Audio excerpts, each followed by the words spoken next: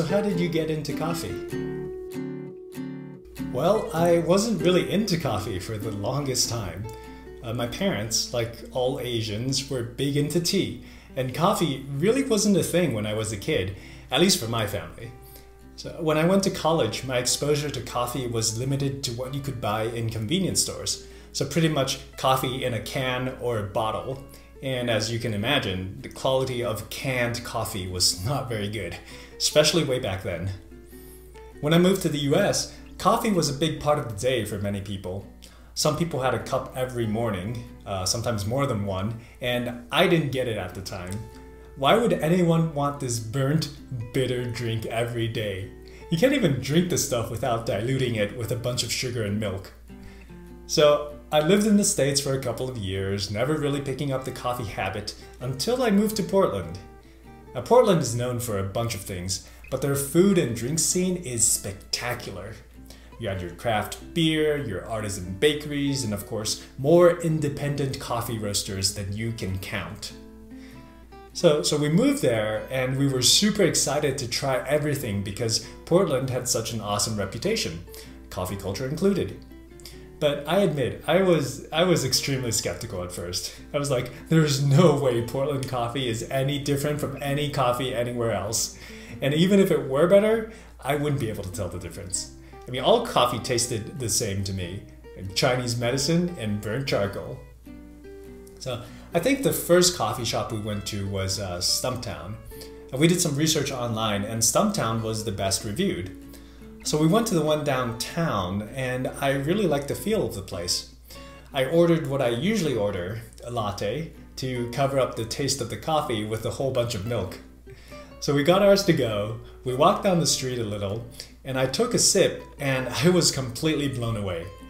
It was like someone had tucked you in like a warm chocolate blanket with hints of blueberry. It was like sliding into a magical, rejuvenating hot spring in a field of jasmine. Like we just stood there in the street and looked at each other. Like we couldn't believe this was actually coffee. We ended up just standing there and laughing like two crazy people in the street. So it turns out we could actually taste the difference between good coffee and bad coffee. We've just never had good coffee before. So that was several years and probably several thousand cups ago. And now I drink multiple cups a day. Tell me about this espresso tonic drink. So that's a funny story. Now, I wasn't even aware of this drink until maybe 2 years ago when we went back to Portland to visit our friend who still lived there. Now, she had been telling me about this new drink that she had had at one of Portland's coffee shops, Dapper and Wise, called the espresso tonic, and how it was really tasty and refreshing.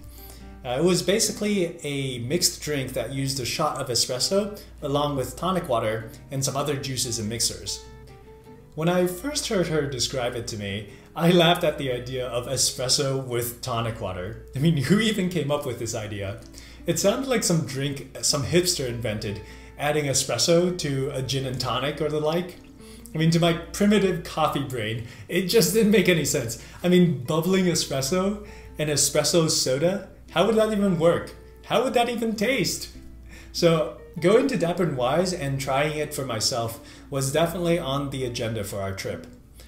Now, the coffee shop is on Southeast Division, and we made a trip of it, hitting up our favorite Japanese yakitori place, Maru, and then stopping for some ice cream at the famous Salt and Straw.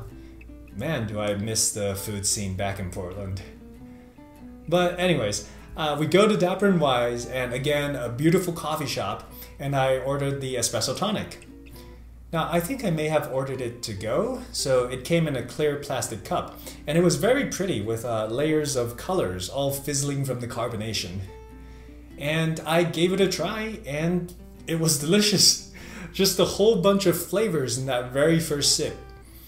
I mean, I don't remember what the specific ingredients were for that drink, but they blended very well together, with the tonic water balancing out the concentrated taste of the espresso, and just a complex set of flavors that hit you all at once.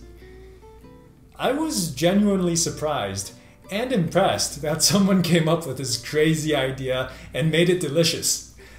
So once I got back home, I was determined to make it myself, and I looked up a bunch of recipes online, and it turned out it wasn't really that hard. So I ended up using the simplest recipe, just straight up espresso from my manual espresso machine, which is already pretty good by itself if I do say so myself. And you add that into however much tonic water you like, which is what you see I make in that video.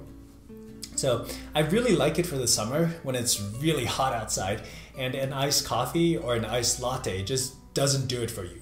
It's like a better, more flavorful version of whatever carbonated drink you like best with a kick of caffeine. So that's how I got acquainted with the espresso tonic. And I think it's time for my coffee.